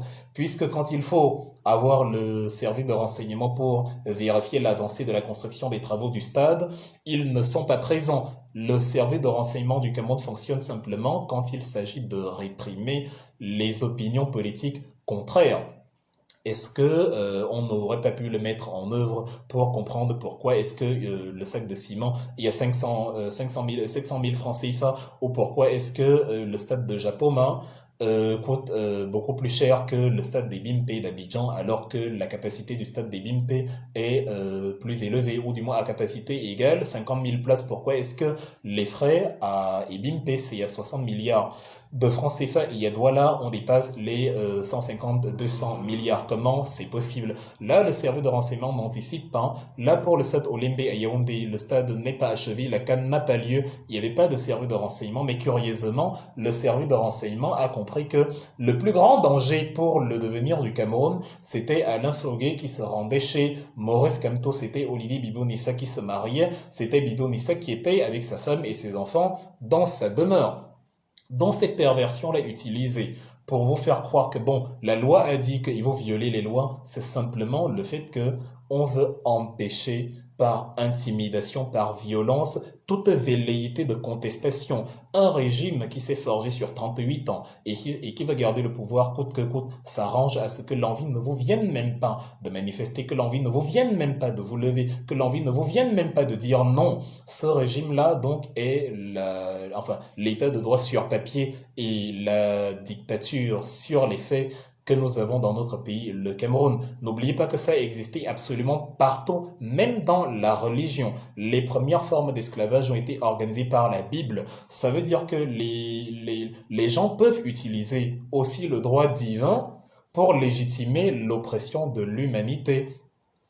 En 1454, le pape Tommaso Parantucelli, alias Nicolas V, le 8 janvier 1454, avait écrit une lettre au roi Ferdinand d'Aragon, roi d'Espagne, et Isabelle de Castille, et au roi Jean du Portugal. Il écrit à ces personnages-là une loi qui disait, bon, vous pouvez vous diviser le monde en deux et aller assujettir ces peuples au nom de Dieu. C'est comme ça. Donc c'est la loi divine, c'est Dieu qui vous demande de faire ça. Et plus tard, à Valladolid, en Espagne, à l'Institut de San Gregorio, on s'est réunis autour de la convocation d'un membre du clergé qu'on appelait Bartolomé de las Casas, et on a tablé sur le fait que le noir est un animal qui n'a pas d'âme. On réfléchissait sur les Amérindiens, les Blancs et les Noirs. On a déduit que, bon, les Indiens d'Amérique, enfin, Indiens d'Amérique, qui sont appelés comme ça par abus, parce que c'est ce piètre navigateur de Christophe Colomb croyait qu'il était arrivé en Inde alors que c'était à peine l'Atlantique qu'il venait de traverser. Il a cru que c'était les Indiens, il les appelait comme ça. Donc, les Indiens d'Amérique ont une âme, il faut les traiter avec un peu de considération, même si on les assassine de temps en temps. Les Noirs, par contre, ils n'ont pas d'âme, c'est du bétail, c'est un meuble comme la table sur laquelle je suis posé actuellement. Donc ça s'est passé de 1550 à 1551. La réflexion a été appelée la controverse de Valladolid. Et plus tard, Louis XIV en France s'est inspiré de ça en 1685 pour écrire l'ensemble, la cinquantaine d'articles qu'il a écrits dans son fameux Code noir, où l'article 44 vous répète que oui, le noir est un animal, c'est du bétail, il a la valeur d'un bien meuble. Il faut pas chercher plus loin. Donc, avant que la Bible, avant que les humains ne consacrent eux-mêmes le mépris et l'animalisation des autres humains, ils se sont basés sur la Bible. Ça fait donc qu'on peut utiliser même le texte religieux pour vous dire que, en fait, c'est Dieu qui dit que vous êtes des sous-hommes. En fait, c'est la loi divine et dont nous avons raison de vous traiter avec le mépris avec lequel nous sommes en train de vous traiter. À plus forte raison, le Cameroun, avec ses sous-préfets, ses secrétaires généraux qui vous disent que non, vous n'avez pas le droit de faire ça. Je vous rappelle que le vendredi 5 octobre 2018, quand j'étais au Cameroun pendant la campagne, j'ai organisé à l'hôtel Le Watt à Bessengue, à Douala, une conférence pendant la campagne où je voulais parler du programme du MRC. Puisqu'on n'avait pas encore voté, je me disais qu'on est dans un pays normal où on vote les gens sur la base de la campagne et du projet politique. J'ai donc présenté ma déclaration, je suis allé la chercher à la sous-préfecture, je l'avais, et curieusement, quelques heures avant que la conférence ne commence, on est venu m'annoncer que, non, les autorités ont décidé que la conférence est interdite. Pourquoi? Je ne sais pas. Or, nous sommes en pleine campagne, une conférence interdite en pleine campagne. Donc, la situation est arrivée à me faire comprendre que nous n'étions pas dans un état de droit et que tout cela, c'est de la simple fumisterie. Donc, c'est ce Cameroun-là que nous ne voulons pas. Le Cameroun qui a été créé par des gens qui utilisent leur pouvoir, utilisent leur statut, utilisent leur position pour mater une grande population, une plus grande population et maintenir la jouissance dont ils sont victimes, dont ils profitent actuellement. Maintenant, comment ça fonctionne pour résumer un peu les fameuses techniques de manipulation dans un état pourri qui vous dit qu'il est un état de droit? On fonctionne par le nivellement par le bas, la comparaison avec l'absurde. On vous dit, et écoutez, regardez, en Allemagne aussi, la chancelière peut se représenter à vie. Mais ce qu'on ne vous dit pas, c'est qu'en Allemagne, il y a un système fédéral qui fait que la chancelière ne nomme pas les sénateurs, elle n'a pas voix au chapitre sur la politique, par exemple dans les cantines des États fédérés, sur la police locale, sur les petites phases de la vie quotidienne. Elle, c'est sur les grands sujets de l'État qui concernent le Bund, l'État central, la politique extérieure, la politique militaire, la politique nucléaire, la politique économique externe. Voilà les grands sujets où elle est présente. Elle n'est pas dans vos histoires de quartier où on va dire, voilà, il y a quelqu'un qui s'est marié, il y a Douala, et Paul Biya a envoyé l'ordre à Ngongo, d'envoyer l'ordre à Tanganji, d'envoyer l'ordre au sous-préfet, d'envoyer l'ordre au maire d'interdire le mariage. Non, ça ne se passe pas comme ça ne l'intéresse pas. Les États se gèrent entre eux et le pays fonctionne. Angela Merkel, voilà, s'il faut donc prendre le sujet de l'Allemagne, il faut copier absolument tout. Mais on vous dit non, même en Allemagne, voilà, même là-bas on interdit les manifestations. On ne dit pas que là-bas, en fait, on interdit les manifestations quand il y a une réelle perspective que ça dégénère. Et encore, même quand on interdit, les gens manifestent, on ne les arrête pas, on ne les torture pas pour autant. La plupart du temps, on laisse faire. La plupart du temps, la police surveille simplement et la police n'intervient brutalement que lorsqu'il y a des gens qui commencent à casser et à faire n'importe quoi. Donc si on veut copier, copions l'ensemble. Après, l'autre stratégie consiste à vous dire, Swahili, tu ne pouvais même pas parler, donc sous Paul Biya, c'est mieux. En fait, on fait la comparaison pour vous dire que, en fait, vous êtes dans un état de droit parce que Swahili ont tué, ont assassiné Ernest Wanji et consorts. Mais est-ce que actuellement, aujourd'hui, le Cameroun n'assassine pas? Demandez à la famille de Samuel Ouazizi où se trouve le corps de leur frère, fils, cousin, oncle et tout ce que vous voulez. On l'a assassiné, il y a près de multiples tortures, on a fait disparaître le cadavre parce que certainement il était dans un tel état où ça aurait été insupportable pour la famille de voir ça.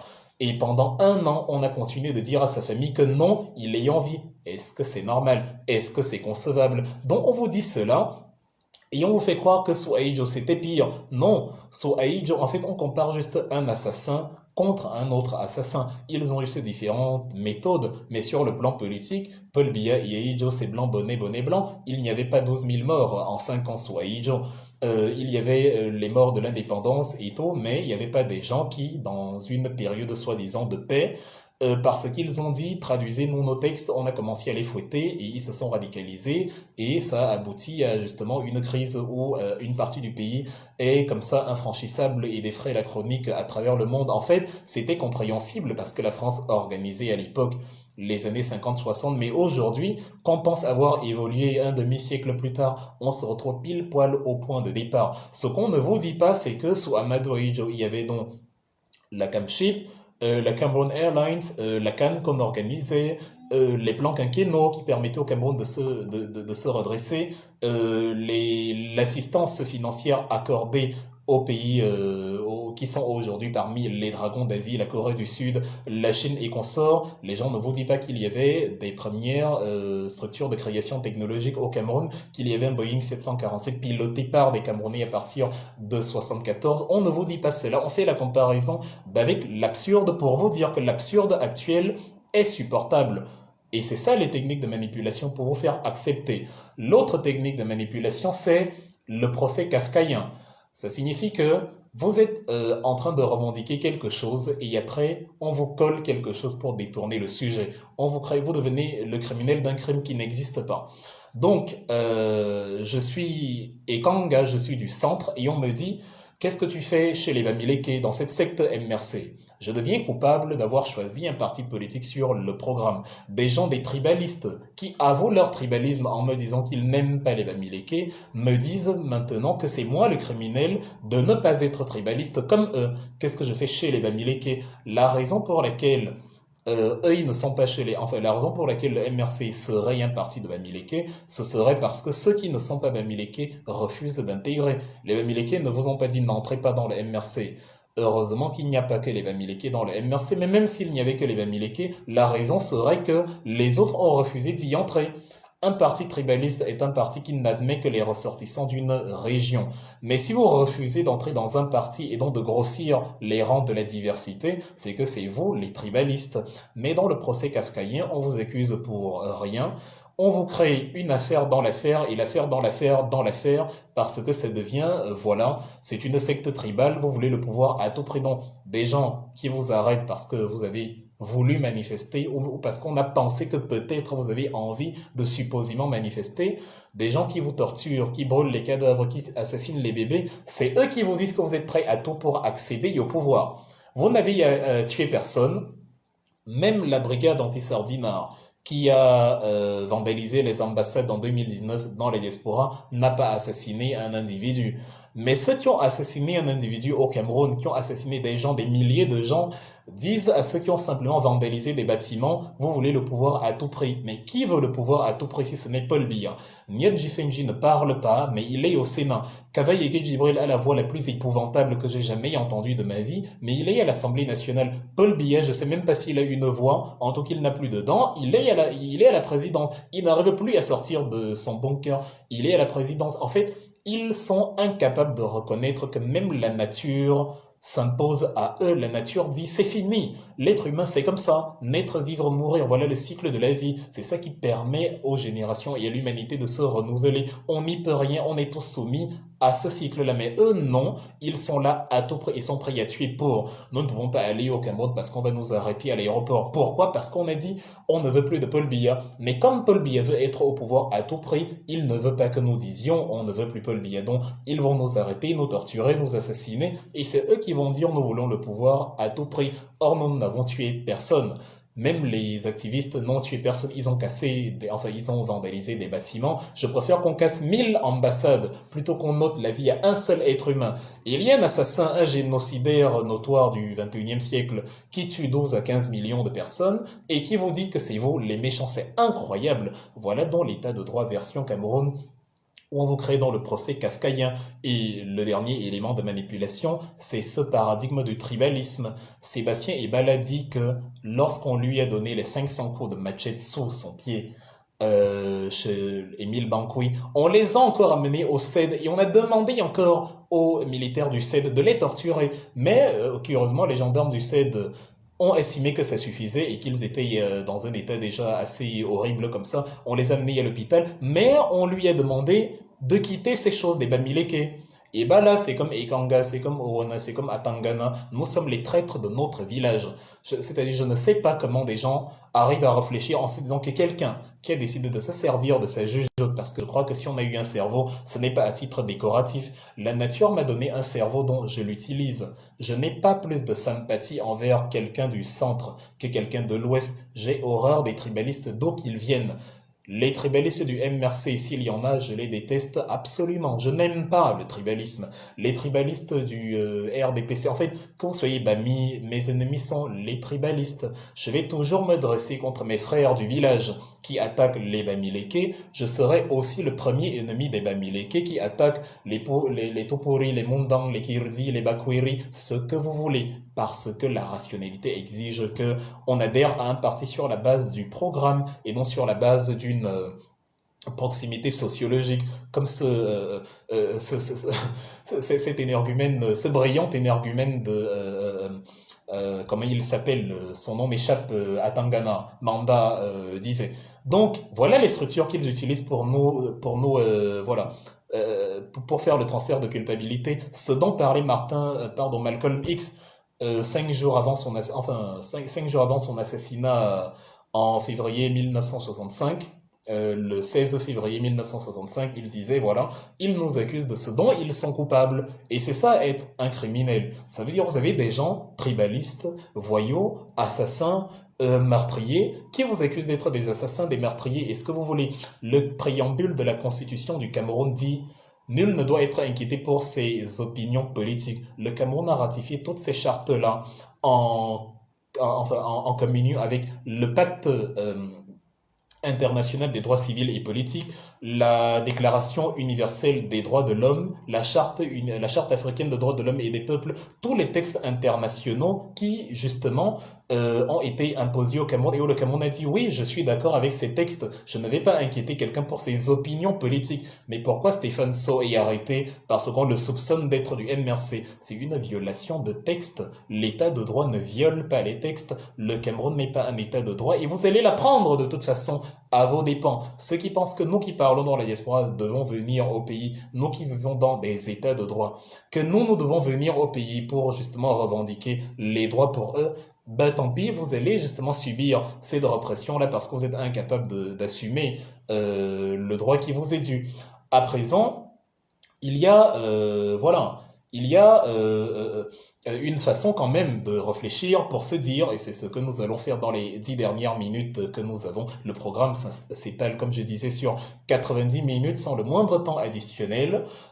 Donc je vais le respecter pour que nous restions cohérents et responsables. Alors, comment sortir de là? Il faut se prendre en main soi-même. Quand je disais je voulais dire, il n'y a pas de raccourci. Ce ne sera pas facile, ne rêvez pas. Nous nous impulsons, nous qui ne vivons pas dans le despotisme au Cameroun, nous au moins on se préoccupe de ce que les Camerounais subissent et nous impulsons le changement par la communication, par l'enseignement de tous ces paradigmes. C'est pour ça que nous visitons le monde entier pour que vous appreniez un peu ce qui s'est passé au cours de l'histoire. Mais sur place au Cameroun, vous devriez faire des choses. Nous ne pouvons que vous donner des idées. J'ai élaboré ces formations en guise d'alternative aux journées d'éducation et d'éveil politique que j'avais initiées en 2019. Je les ai appelées Jeep, comme la voiture militaire, pour dire voilà, puisque les Camerounais ne peuvent pas se réunir sur place, bon, au moins les médias permettent de communiquer. Et même si vous êtes 50, même si vous êtes 100 sur un live comme celui-ci, c'est déjà mieux que dans une salle de conférence au Cameroun, peut-être, où vous serez même 30 ou 20 ou 40. En fait, nous avons l'avantage aujourd'hui que nous avons plus d'audience que les enseignants. Un enseignant dans une classe, il y a peut-être 100. Si vous êtes 150, tant mieux, ça fait qu'il y a 50 personnes de plus, donc ce n'est pas plus mal. On essaye de parer justement à toute éventualité et d'utiliser les interdictions comme des avantages. Mais maintenant, pour sortir de la situation, vous serez obligé de vous confronter à cette dictature. À défaut de prendre les armes pour aller tuer Paul Biya, prenez les armes intellectuelles. Cheikh Anta Diop disait, armez-vous de science jusqu'aux dents. Et c'est justement la science, c'est là qu'on vous apporte ici pour que vous puissiez avoir des idées en plus des arguments pour sortir de ce despotisme. Comme on est dans un régime bestial et barbare qui n'écoute rien, on est dans un régime qui fonctionne comme la Russie stalinienne des années 1950 avec le goulag, les camps de concentration, on vous arrêtait, on vous tabassait, et on vous ressortit de là totalement brisé, comme Longuet Longuet quand il dit on m'a chicoté, on a pris mon passeport, on humilie quelqu'un comme ça pour que sorti de là, il ne puisse plus parler librement. C'est pour ça que Longuet Longuet vous dit aujourd'hui il monte contre Maurice Kamto. Il ne vous dit pas celui qu'on monte contre Maurice Kamto, parce que s'il dit comme Masanga Nyamding Ngongo est nuisible, bah, il va se retrouver aussi encore dans les situations compromettantes dans lesquelles il s'est trouvé. Le Cameroun fonctionne exactement pareil. On vous enferme, on vous tabasse, on traite les prisonniers politiques plus durement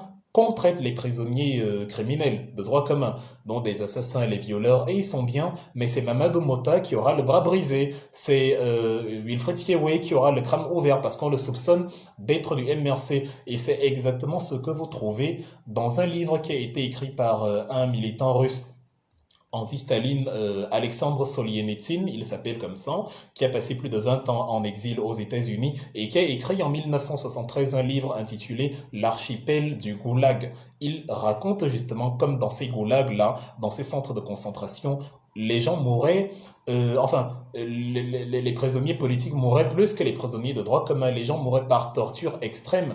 Aux prisonniers de droit commun, on donnait des aliments en petite quantité, certes, mais pour les prisonniers politiques, si vous étiez 3, on donne la ration pour 2 personnes dont vous allez vous battre entre vous pour avoir pour ne pas être celui qui n'a pas la ration.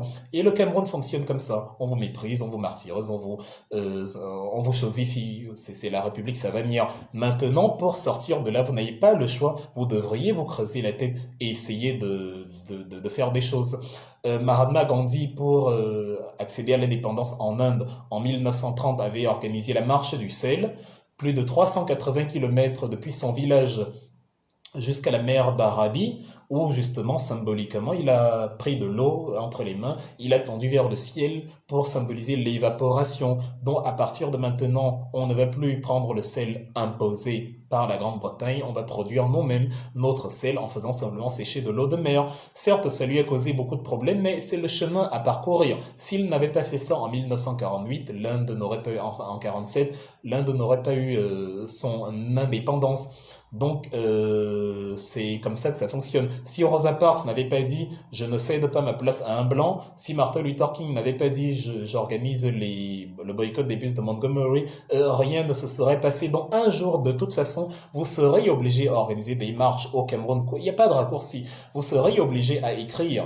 Puisque nos routes ne sont pas tracées, vous allez prendre des pulvérisateurs pendant la nuit et écrire sur le bitume « Libérez Paul Chouta ». Vous allez écrire ça sur 50, 200, 400 km et comme ça, même ceux qui ont oublié qui est Paul Chouta, à force de lire partout « Libérez Paul Chouta », vont se poser la question « Mais qui est Paul Chouta ?» Et comme ça, le débat public sera relancé. Vous allez écrire « Libérez Sébastien Ebala »,« Libérez Bibou Nissak ». Vous allez faire cela parce que vous n'avez pas le choix. Quand vous ne voulez pas marcher, la route qui mène dans votre village est détruite par l'inondation et vous oblige oblige à marcher parce que quand on vous disait marcher pour des meilleures routes, vous aviez refusé. Bon, ce qu'on n'est pas fait par volonté, les circonstances, même la nature, vous oblige à le faire par contrainte. Creusez-vous la tête et créez des idées. J'ai pris 1000 exemples de résistance pacifique où on n'a pas besoin de prendre les armes pour bagarrer contre quiconque. De toute façon, le carburant essentiel qui détruit une dictature, ce sont les armes mentales. Et c'est ces armes mentales-là que j'ai voulu vous communiquer aujourd'hui au cours de ce live. Maintenant, vous savez que le Cameroun n'est pas un état de droit. Maintenant, vous avez vu l'historique de ceux qui, aussi bien aux États-Unis qu'en Europe, à travers la religion, se sont servis, enfin, qu'en Europe, se sont servis de la religion ou des lois pour dire que la ségrégation et l'oppression des Noirs, c'est normal. Vous avez vu le parallèle avec ce que les Camerounais, ce qui est fait au Cameroun. Vous avez vu le parallèle avec justement le goulag en Union soviétique. Vous voyez que le Cameroun fonctionne exactement comme l'empire nazi, comme l'empire stalinien, comme l'empire esclavagiste, comme l'empire fasciste de Benito Mussolini. C'est comme ça. Ce que nous avons au Cameroun, on peut appeler ça les lois Jim Crow. Parce qu'aux États-Unis, les lois dont je parlais qui interdisaient de s'asseoir quand un blanc est debout, on appelait ça les lois Jim Crow. Depuis les années 1864, ça avait été instauré comme ça. Ça vient d'une chanson d'un chanteur qu'on appelait Thomas D. Rice, qui justement avait sorti une chanson qu'il appelait Jim Crow. Il se déguisait en noir et parcourait les États-Unis en chantant ce morceau et pour parodier un peu. Et de fil en aiguille, l'expression Jim Crow a commencé à désigner les Afro-Américains. Donc, lorsque ces lois-là ont commencé à être mises sur pied à partir des années 1863-64. Elles ont été appelées les lois Jim Crow, qui d'ailleurs étaient défendues par le président Andrew Johnson et tous les esclavagistes qui s'en sont suivis, les mêmes qui ont assassiné Abraham Lincoln après qu'il ait aboli l'esclavage autour des années 1865. Donc voilà, c'est le même type de loi que nous avons au Cameroun, donc appelez ça maintenant les lois Jim Crow. Chaque fois que vous entendez parler d'un biaïste qui vous dit force reviendra à la loi, sachez que c'est une loi écrite pour opprimer les gens. Et comme on veut vous coincer, quand vous vous liguez contre une loi oppressive, on dit que vous êtes terroriste. Donc on considère que comme le sous-préfet a dit, je veux coucher avec ta femme, je dois lui donner ma femme parce que c'est la loi. C'est ça la loi Jim Crow. Et si je dis, tu ne dois pas coucher avec ma femme, il me dit, ah tiens, donc tu te ligues contre l'autorité administrative, espèce de terroriste. C'est donc ça que subissent actuellement Sébastien Ebala, Paul Chouta, Alain Foguet, Olivier Bibounissac, Stéphane So, c'est ce qu'ont subi Rosange Njimeni, Laure Nouchan, Astoucho et tous ceux qui ont subi, Stéphanie Njomo et tous ceux qui ont croupi et tous ceux qui ont croupi en prison et qui croupissent en prison actuellement pour leurs opinions politiques. Pour créer l'état de droit au Cameroun, il faudra apprendre ce qu'est l'état de droit. Il faudra argumenter contre les biaïstes. Il faudra éviter de se plier aux exigences, aux appels séduisants du tribalisme, de la famine, du ventre vide, de l'amour du champagne. Il faudra éviter de se faire instrumentaliser par des gens qui pensent que les méthodes qu'ils ont utilisées pendant 50 ans vont être encore les méthodes d'aujourd'hui, l'intimidation. En fait, ils veulent continuer à dire à nos parents et dis à ton enfant là de ne pas faire politique parce que sinon on va le tuer. Mais vous avez vu une chanteuse danser avec Femme Dongo et Joseph Oona, il y avait les effigies de Paul Biya partout. Imaginez un chanteur qui va faire la même chose pour Maurice Kamto. On va dire, ah, il a arrêté d'être chanteur, il est politicien. On vous enferme dans un carcan pervers où vous pouvez soutenir Paul Biya et dire vous êtes apolitique, mais quand vous soutenez un membre, enfin, je ne dis même pas soutenir, vous pouvez, oui, soutenir Paul Biya et dire vous êtes apolitique, mais quand pour un membre de l'opposition, vous ne le soutenez même pas, vous vous rapprochez simplement de lui, ou vous lui serrez la main, vous organisez un concert et tout. Là, on dit, ah tiens, il fait déjà politique, souvenez-vous, Dynastie le Tigre, parce qu'il a applaudi Maurice Kamto, on s'est jeté sur lui. Maintenant, vous avez l'autre chanteuse qui va danser avec Femme Dongo. Elle peut dire non, je ne fais pas politique. On va arrêter de se justifier d'avoir été au contact d'un autre Camerounais parce qu'il est de l'opposition, alors que ceux qui soutiennent le biaïsme sont non pas assez justifiés et continuent de dire qu'ils sont apolitiques, comme Samuel Eto'o par exemple. Ce n'est pas ça l'état de droit. Je termine par là où j'ai commencé. L'état de droit, c'est un système où l'État se soumet lui-même au droit et où le gérant de cet État-là ne fait pas ce qu'il veut, sinon c'est de la tyrannie, c'est du despotisme. Vous devez donc vous habituer à ça, vous devez donc vous impliquer à la connaissance de toutes ces choses pour qu'on ne vous manipule plus. Et en parlant d'implication, je vous rappelle encore justement que mon livre est disponible sur Amazon et comme vous pouvez le voir, j'ai quelques exemplaires avec moi. Tu dois t'impliquer. Pour ceux qui veulent savoir comment j'ai géré la campagne politique au Cameroun, ce que j'ai vu, ce que j'ai appris, ce que j'ai compris, mes débats télévisés, mes conférences interdites, mon soutien à Maurice Kamto, les raisons pour lesquelles j'ai choisi le MRC, tout ceci est consigné ici. C'est écrit dans un langage très facile, alors ne vous en faites pas. C'est dans le même registre que j'ai fait ce live, dont ce ne sera pas compliqué à comprendre. Vous pouvez le trouver sur Amazon, je vais mettre le lien en commentaire. Et pour ceux qui veulent un exemplaire dédicacé, comme vous voyez, j'ai des exemplaires avec moi. Vous m'écrivez simplement un message avec votre adresse et tout, et on va s'arranger à vous le faire parvenir. Il coûte 25 €, aussi bien sur Amazon que si vous l'achetez ici, il coûte pas plus cher parce qu'il y a une signature. Voilà. Donc, c'est ce que j'avais à vous dire aujourd'hui. Demain, on va terminer cette trilogie par le sujet du tribalisme, un autre abcès qui pourrit le Cameroun. Je ne vais pas aller plus loin, j'ai dit que je terminais 100 ans additionnels à 18h30 et voilà, je vais m'arrêter là et je vous remercie d'avoir suivi.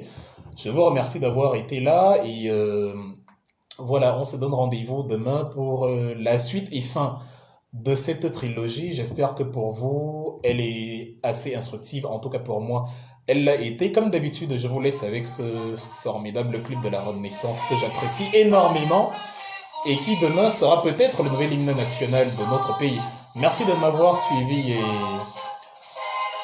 à demain 17h.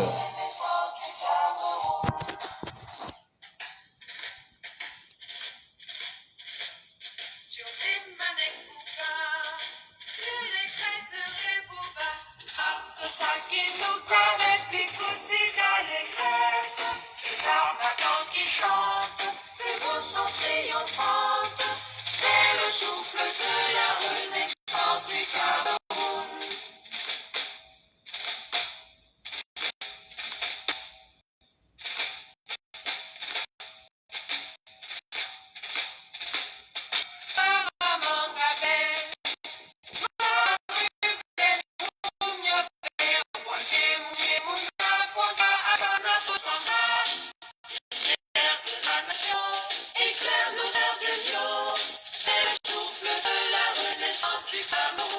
Le Gousséry, Abattouri, de Bakassi à Kérosi.